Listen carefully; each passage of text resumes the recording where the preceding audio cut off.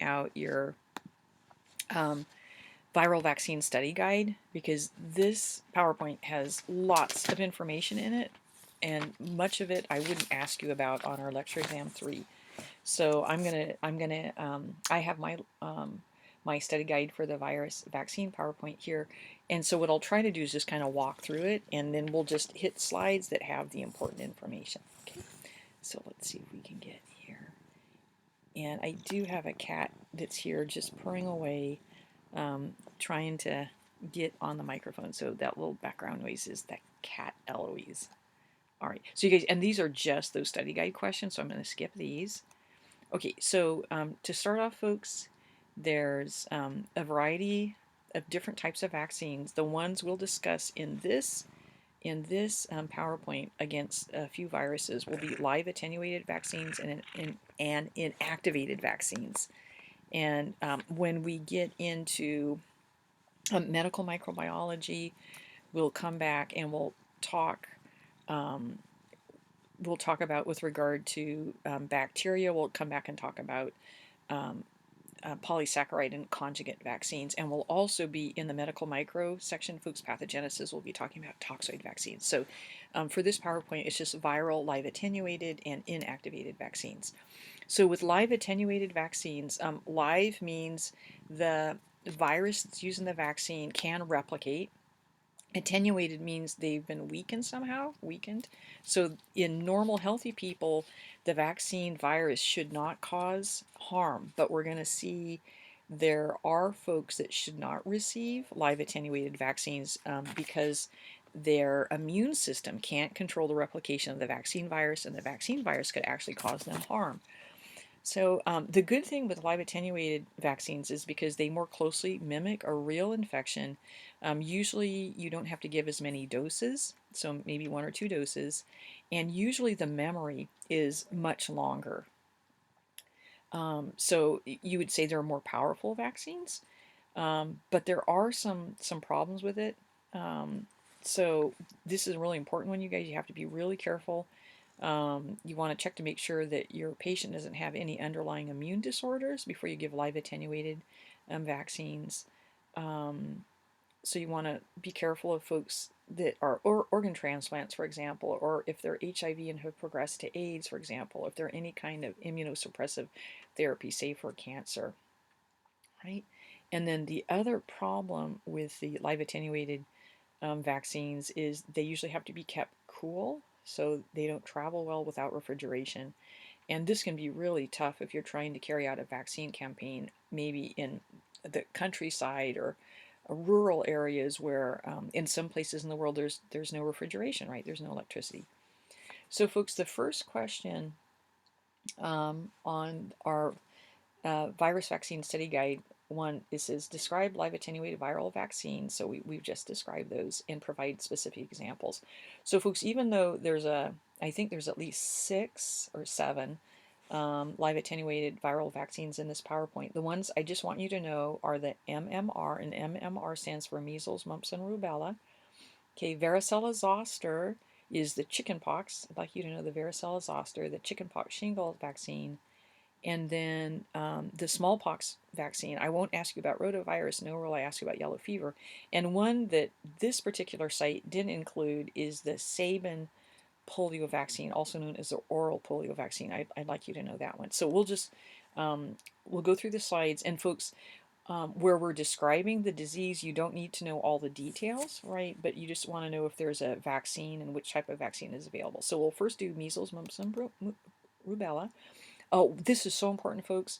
In addition to being careful about vaccinating people that might have immune disorders, and you want to be really careful using live attenuated viral vaccines. The other thing that's really important is to let the vaccinate know that if they're being vaccinated with a live attenuated viral vaccine, they're probably going to be shedding the live virus vaccine for several days. And this is really important. You want to warn them not to come in contact with maybe family or friends that have immune disorders, And very important, you guys, it's important if you're working in hospitals and you're working around immunocompromised patients, you want to be really careful that you're not shedding the vaccine virus that potentially could infect your immunocompromised patients and cause them harm. So that's something to just always to ask ourselves, am I going to be shedding vaccine virus? Will I be coming in contact with people who are immunocompromised? So the MMR, the measles, mumps, and rubella, usually given as a combination. So again, folks, you don't have to learn all the details of this, but I just tried to give a few photographs of, in this case, of a baby with measles. Here's a little child with mumps.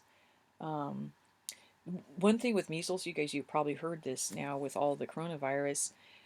Measles is so contagious. So if one person has it, that single person could infect 9 or 10 other people. So that's really, really contagious. So that's a huge concern. Um, of concern for folks that say aren't vaccinated and they get it, you can develop pneumonia, and there can be inflammation of the brain. So, we think of these as childhood diseases, and sometimes people think, oh, it's a childhood disease, it's not that serious. But in some children, it can be really serious, right? And again, in folks that are maybe immunocompromised and aren't vaccinated, it could be really serious infection. With mumps, again, these are the serious sequelae, you guys. This won't always happen, but it's just of concern. Like, to me, one reason we want to vaccinate against these guys is some of the serious sequelae of mumps is inflammation of the brain and spinal cord, hearing loss, and in men who have reached puberty, it can cause inflammation of the testicles, right? And this is that whole idea, you guys, of the double-edged sword of the immune system, right? We can't live without it, but sometimes it's the immune response that's going to cause damage. So that's measles, mumps. This is rubella, also known as German measles. This one's extra, I guess, extra troubling because you can have vertical transfer from mom to baby across the placenta. And so rubella, then, you guys, I'll just read the text here. Dangerous for unborn babies. If mom gets it during pregnancy, she can lose the baby either through miscarriage or later in stillbirth. The babies born to mothers who got infected with rubella during pregnancy, some of the issues are for those babies, they could have heart problems, hearing or eyesight problems, learning disabilities, liver or spleen damage. So again, you guys, this to me would be a really good reason for women who um, um, foresee getting pregnant. Gosh, you guys, I really push the MMR vaccine. And then contraindications, you guys. So again, um, you shouldn't get the MMR if you've had, and again, I'll just read that, had a life-threatening allergic reaction to an MMR vaccine or any ingredient in the vaccine. Sometimes they include this is an immunoglycoside, neomycin, right? And you shouldn't get it if you're pregnant. Okay, and then also these would be contraindications, folks, if you have HIV/AIDS, you have cancers, any kind of immunosuppressive drugs that you're taking, low platelet count, blood disorders, if you've had another vaccine in the last month, if you've recently had a blood transfusion, or were given other blood products like plasma. And this is because sometimes the antibodies in the blood you receive may interfere with the effectiveness of the vaccine. And we were often told this: if you're sick, it's not a good time to get a vaccination. Yeah. Okay. So, folks, that was MMR. Now we're going to move to the chickenpox shingles vaccines. There's one for chickenpox, one for shingles. Fancy name is the varicella zoster. So varicella for the first time we're infected, the chickenpox zoster for the reactivation of the chickenpox virus. Remember, you guys, chickenpox, shingles, these are herpes viruses. So once we're infected for life. So in the old days before the vaccine, a lot of us would get infected as kids with chickenpox, right?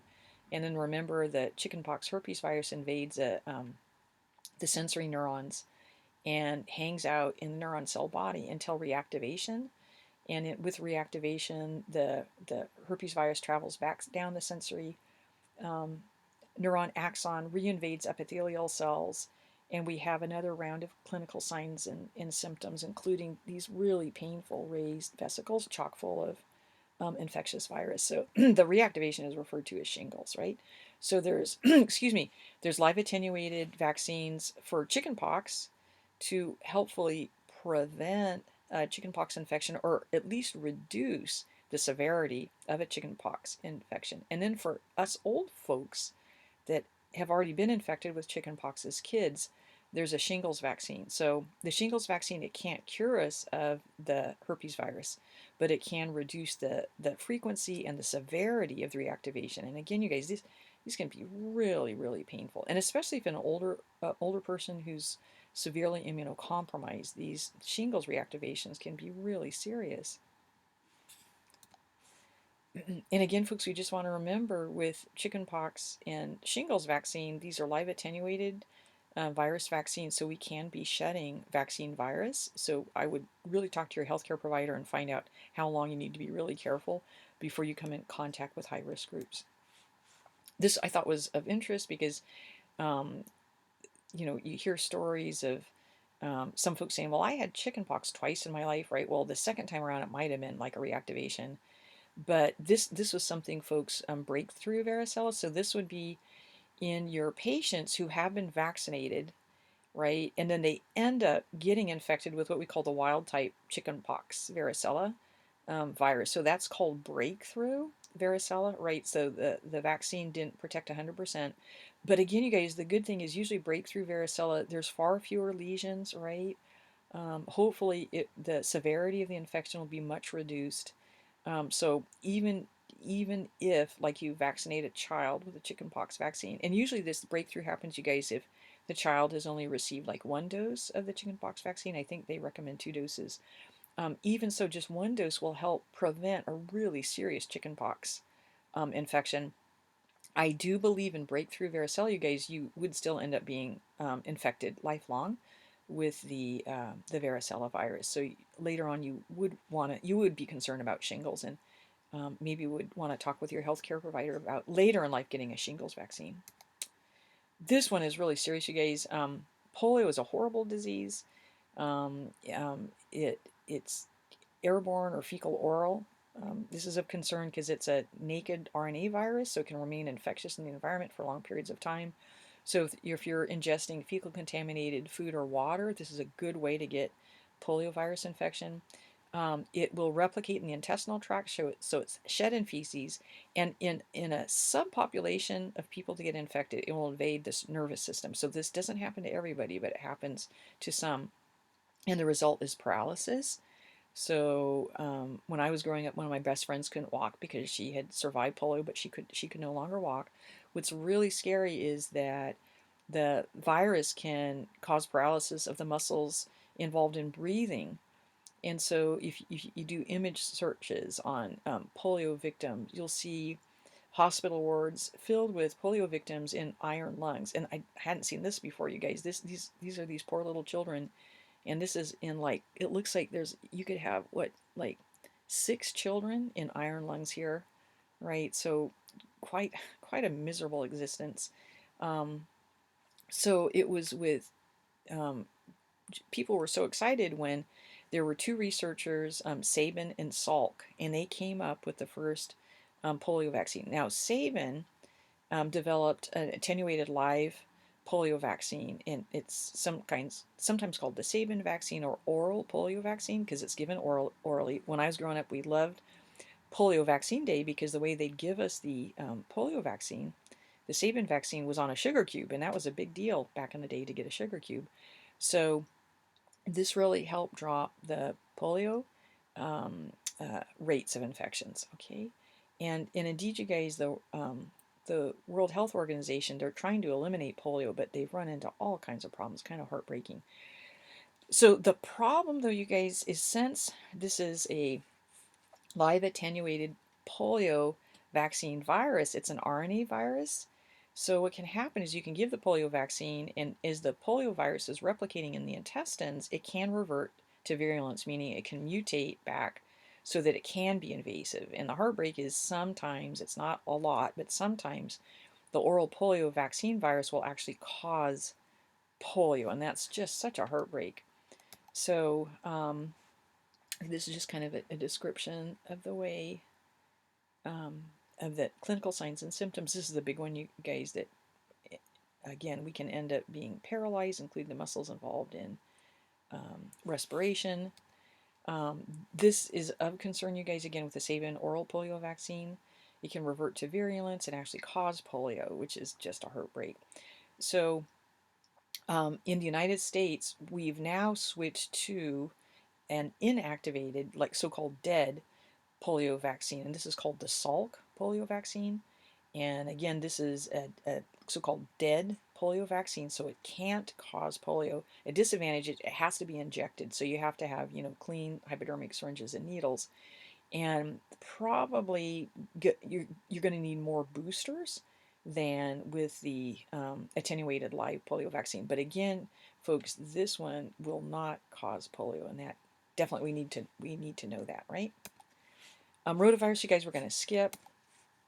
Smallpox vaccine basics, you guys. Let me see if I get a little bit of Edward Jenner in here. Yeah, okay. So you guys, some of you may know the maybe from the history section that Edward Jenner was an English country physician, and working in the countryside with farming families. Farmers knew that if they had, for example, daughters, often unmarried daughters would be milkmaids. They would milk cows by hand, right, in the old days.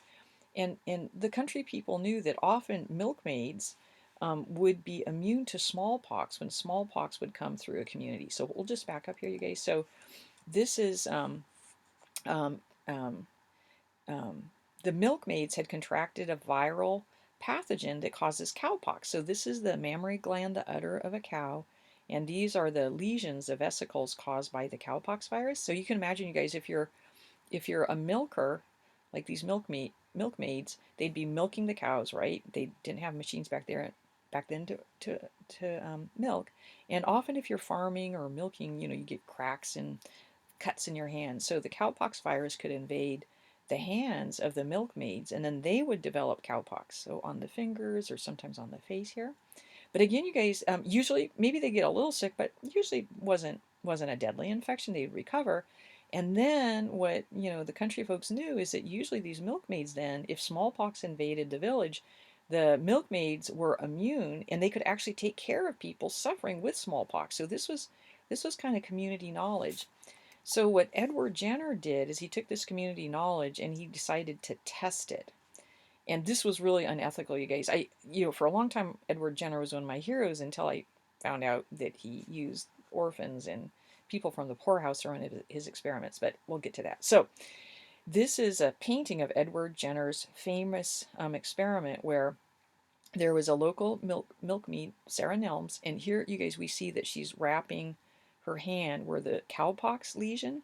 It's a fluid-filled vesicle chock full of cowpox virus. She's wrapping her hand because Edward Jenner has just taken a sample of the fluid from the cowpox lesion, and now he's scratching it into the arm of his gardener's son, poor James Phipps. So this, this is the James's dad, Jenner's father, and I don't know, what would you do if you were working for Jenner and he says, "Hey, can I use your kid for this experiment to protect him against smallpox?" I'm not sure. You're going to say, "Yes, boss," or what? But I don't think James Phipps is very happy here. So this is the initial inoculation of cowpox virus from the milkmaid into the little boy. And you would say at this point, well, that's okay, right? Because everybody knew cowpox usually wouldn't make you very sick. But the unethical thing was that then after some weeks, Jenner purposely inoculated the boy with fluid from a smallpox vesicle. So that's called a challenge. A challenge when you purposely inoculate a person, an animal, with a pathogen, right, to see if your vaccine works. So that was totally unethical. Now, the reason Jenner got away with this is that he had survived smallpox as a child, so he had lifelong immunity. But that was totally unethical, you guys, because what if James had developed smallpox, right? So very unethical. And then, like I said, to prove his point, Jenner wanted to repeat his experiment, and so very often he'd use orphan children or people from the workhouses, the poor people, to do his experiments on. And I just like, it's just not ethical. Um, He did offer free smallpox vaccines from this little hut in his garden. He called it the Temple of Vaccinia, and so he would offer poor folks smallpox vaccines, right? So I don't know, two sides of the guy, but this was totally unethical, right? You guys, we should not be doing these kind of experiments on humans, and there's many examples where unethical experiments have been performed on humans, and hopefully we can just stop them no more. Okay, so that's a smallpox vaccine. So what does this have to do with anything? So um, we do have a smallpox vaccine. It is the first, smallpox is the first infectious disease that has been eradicated from the wild by a vaccination and quarantine program. So that's something for us to be proud of. The smallpox vaccine is probably like I want to say a derivative of the actual cowpox virus. The way they would grow the smallpox um, vaccine virus, which we call vaccinia, vaca for cow, is that cattle would actually be inoculated with it, get infected with it, and then they'd harvest the cowpox viruses from those fluid-filled lesions, vesicles, and process it, and then use that to inoculate people with it was viable live cowpox or vaccinia virus, right? So today, if you do the DNA sequence on the vaccinia virus, it is different from the wild type cowpox virus, and some people think it's like different from wild type cowpox. I'm not sure, but I do know the smallpox vaccine did start out as a cowpox virus. So again, folks, when you're if for example smallpox has been eradicated from the wild, but unfortunately, there are governments that held on to stores of it in the freezer, and the United States is one. So people are worried that if people with bad intentions get a hold of smallpox, they might use it as like a biological warfare or biological terrorist weapon. So those of you that have been in the military, it would be interesting to find out if when you were vaccinated, if they are vaccinating you still against smallpox, right? That would be kind of interesting to know.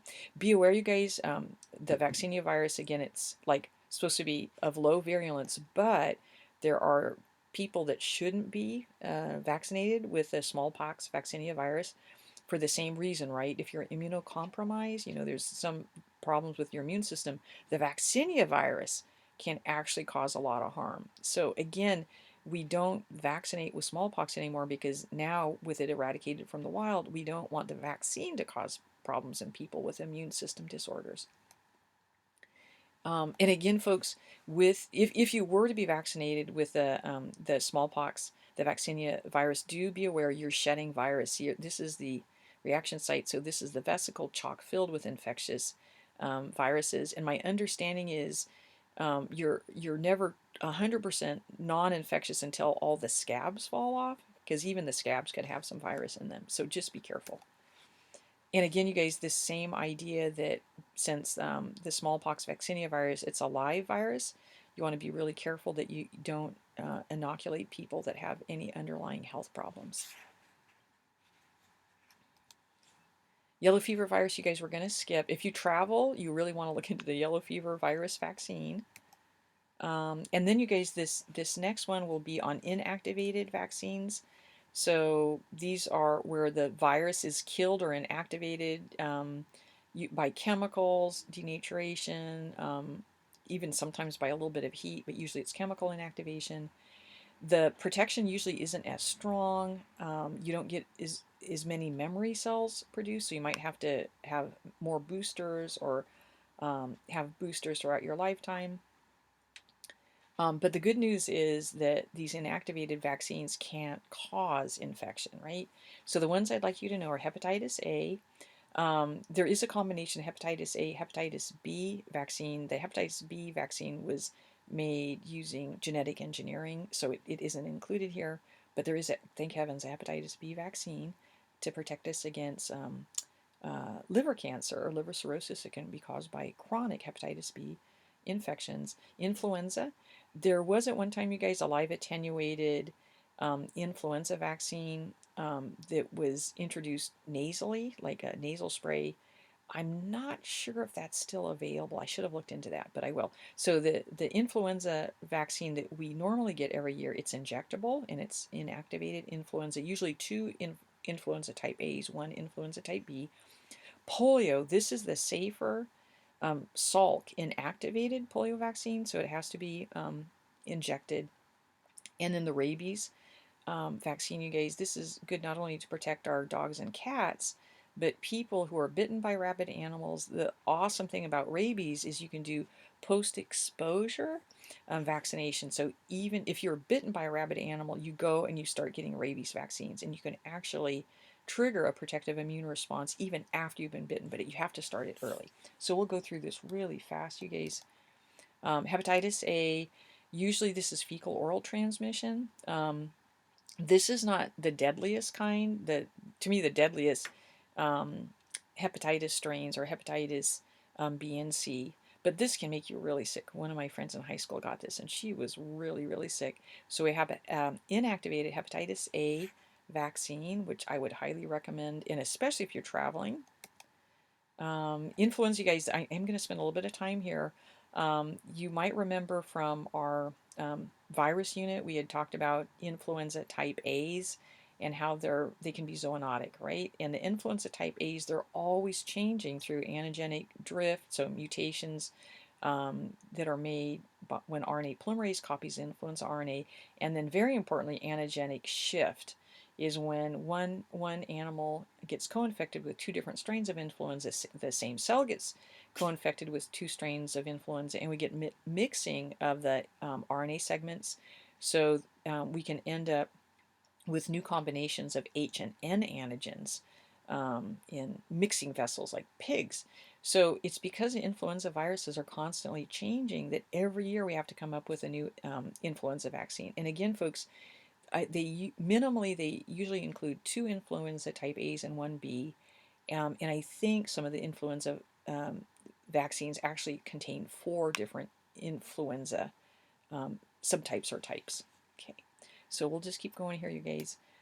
So again, we want to remember that just like with this novel coronavirus, we've had pandemic influenza, and probably the most famous one was the 1918-1919 influenza pandemic. It was sometimes called the Spanish flu, and that's really misleading because 1918 was the last year of World War One. So all the countries that were at war with one another, they censored the news. So nobody involved in fighting in World War One could report that they were having this horrible influenza outbreak. So Spain at the time was neutral. So it was in the Spanish newspapers that it was reported of this horrible influenza pandemic. So people call it the Spanish influenza, which is again really misleading. It's possible it actually originated here in the United States, and that we shipped it over when our troops went over to fight in Europe. But again, you guys, this is so weird. We used to show these photos, like, oh, this is part of history, but wow, you guys, isn't this just horribly reminiscent of what's going on right now with the novel coronavirus? I think most public health folks thought we're really worried that the pandemic that was going to get us was going to be another influenza pandemic.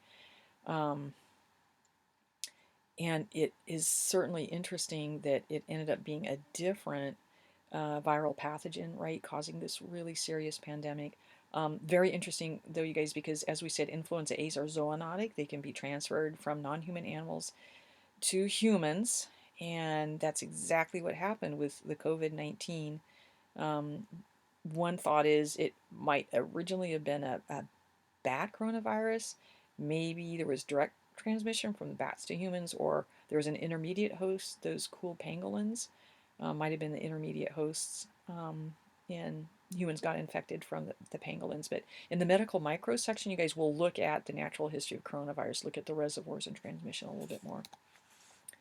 So for lecture exam 3, you guys do remember the two different ways that the influenza type A's generate genetic diversity. So antigenic drift is the result of changes in the H and N antigens as a result of mistakes made by the RNA polymerases that copy the influenza RNA segments. And in the influenza type A's, there's 8 RNA segments. One segment has the hemagglutinin, the adhesin gene. Another segment has the neuraminidase gene. Both of those gene products, the proteins, will be part of the envelope proteins. So mistakes made copying the RNA will introduce slight amino acid changes in the newly replicated viruses. So they think maybe every 2 years or so, those mutations might cause little local epidemics.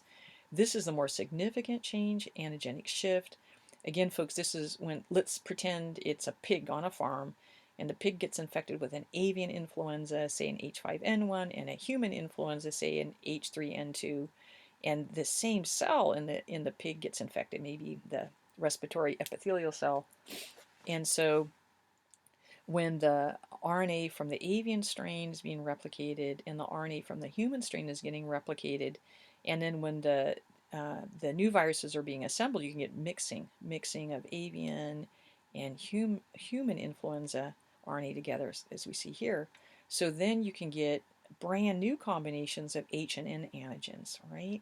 So that would be an example of antigenic shift. And it's thought that it's antigenic shift that's responsible for worldwide pandemics every 20 years or so.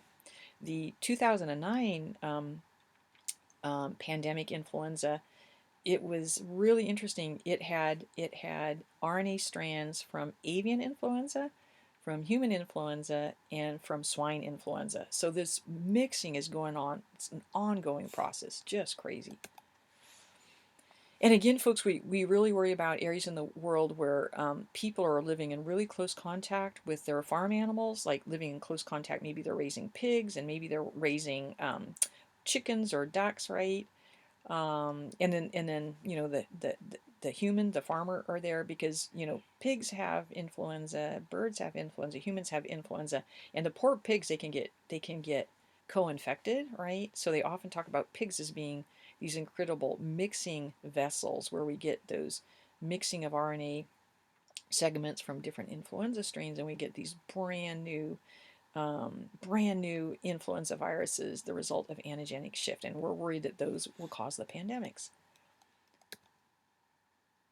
So again, you guys, just because influenza is constantly changing every year, then they have to come up with a new influenza vaccine. And the problem is because we're still growing the influenza vaccine viruses in eggs, it takes 6 months to grow enough vaccine virus to vaccinate a population of a country. So this means that 6 months in advance, they have to guess which influenza strains are going to be circulating. And what they'll do is they'll look at the previous year epidemic strains, and then they'll also look at the influenza strains circulating in the southern hemisphere, because in the southern hemisphere, they're having their winter, their influenza season, while we're having our summer. So we look to the southern hemisphere and see which influenza strains were circulating there, and we might want to include some of those in our vaccines. But again, you guys, it takes 6 months, right? And often the guess is wrong. So then, folks, I think we're okay. We just have the polio and then rabies. So you guys, this is our other safer polio vaccine, the Salk inactivated polio vaccine, right? So the advantage is it cannot cause polio. So that's a big one. This is the one we use here in the United States. The problem is that it doesn't supply, it doesn't trigger really strong immune memory. So you're going to have more boosters, right? But the good thing is it's not going to cause polio, and that's sure important. The other thing we could argue, guys, is because it's injectable, people have to have access to clean, sterile hypodermic syringes and needles, right? You can't take this orally. And then rabies, you guys, rabies here in the United States, we're really lucky because we've had really good rabies vaccination of our cats and dogs. So we're really lucky here in the United States. We're all taught from when we're kids, to stay away from animals that are acting aggressive. We're taught about rabid dogs, and I think now kids are getting educated about like the potential for, say, bats to carry rabies or raccoons to carry rabies.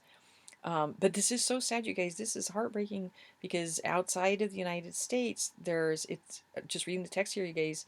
Worldwide, there's like almost 60,000 deaths, humans dying from rabies around the world, and it's going to be in areas of the world where there aren't good maybe vaccination programs set up to vaccinate, say, dogs especially, right? So, and this is so heartbreaking, guys. So half the victims, like 30,000 of them, are basically kids, under age 15. And it's because I think kids are naturally drawn to animals. Kids like animals. So prevention, you guys, so we can vaccinate our dogs and cats. Um, so here in the United States, usually canine rabies, we don't think of that right off the bat. Oh my gosh. Okay, so in the U.S., so rabies most commonly found in bats, raccoons, skunks, and foxes, right?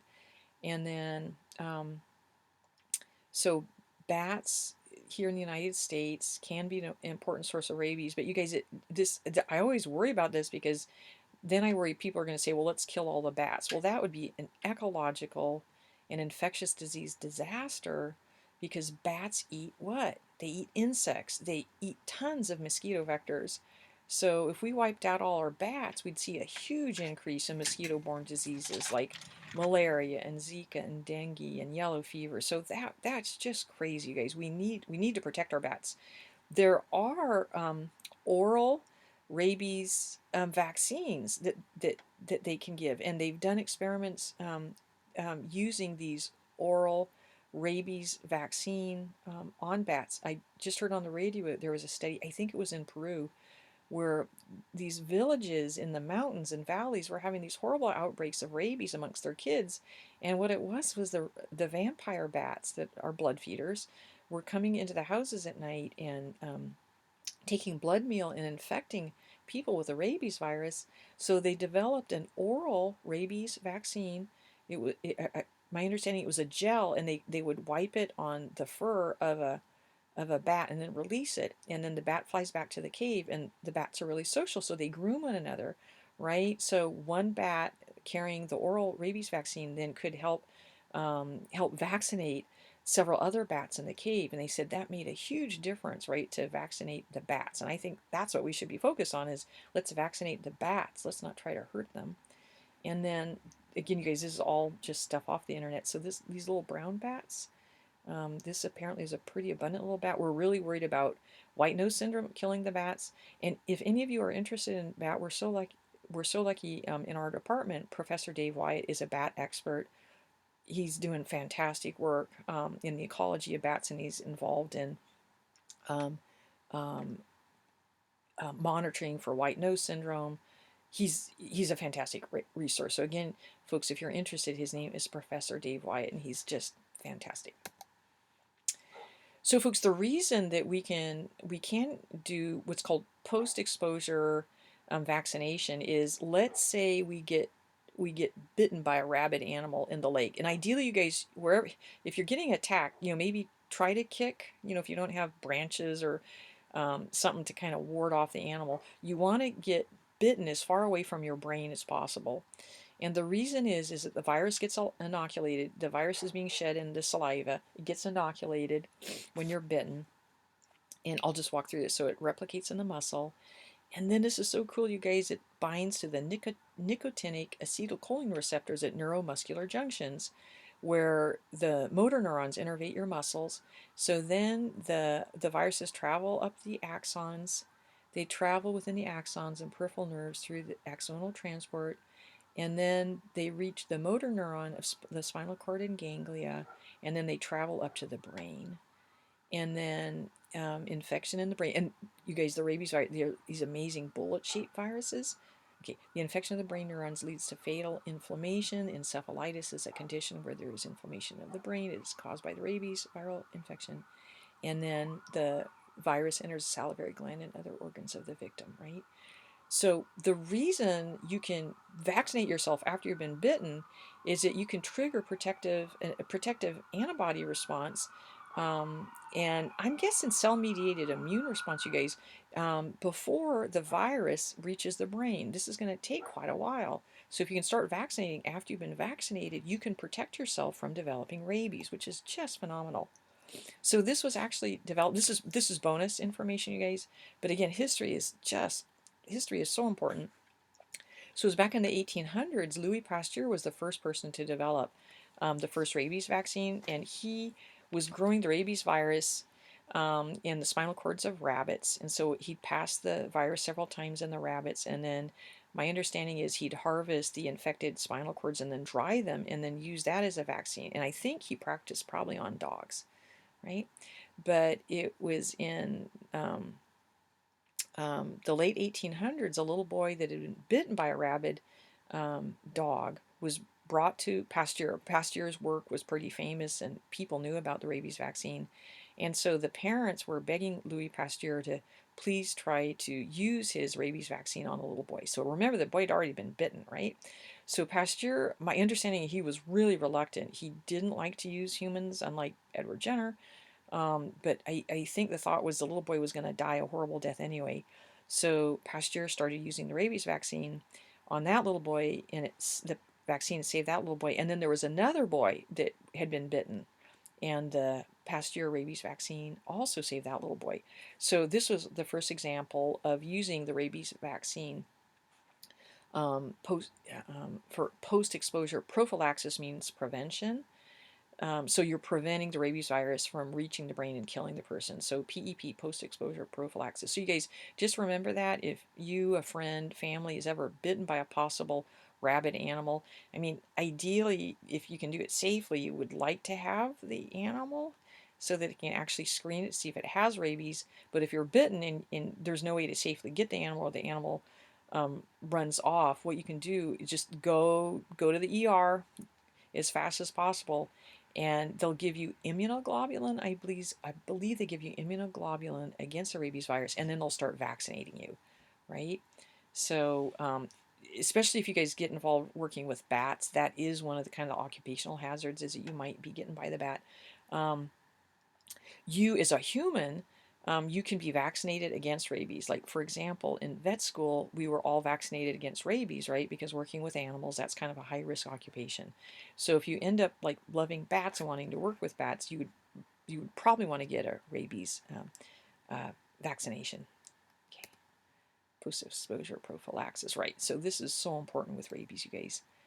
And this was taken from a paper, and I think this was based, oh my gosh, you guys, I'm apologizing. This was based in another country that had really high rabies prevalence. If you have a patient and this was their contact with a rabid animal, this would be what you'd want to do. Right, and here it is, you guys. So the category 3, if a person has single or multiple transdermal breaks in the skin, bites or scratches contaminated mucous membranes, so broken skin, gets saliva from a possible rabid animal, direct exposure to bats that might be rabid. You want to start vaccinating, and you give the rabies immunoglobulin. So this is that idea of passive immunity, where you receive antibodies against the rabies virus, right? And then local wound treatment. I think that's it, you guys. Right. So this is just from a company that produces the rabies vaccine for humans. So back in the old days, they used to raise the human uh, uh, rabies vaccine virus in eggs, duck eggs, embryonated duck eggs. So that was how we got inoculated. But now they have a rabies vaccine virus that's raised in human diploid cell culture. Okay, and it's inactivated. Again, you can't get rabies from the rabies vaccine. And that's it, you guys. So we'll end there, and that is it for week 12, you guys. That closes our Unit 7 viruses. So what we'll do is next week, week 13, we'll do Unit 8 prions, and then we'll start Unit 9 medical microbiology. And we are coming down the home stretch, you guys. So just hang in there. I know times have been so stressful, so many stressful things going on, but I just hope you guys can hang in there, and we're gonna get through this together. We can do this.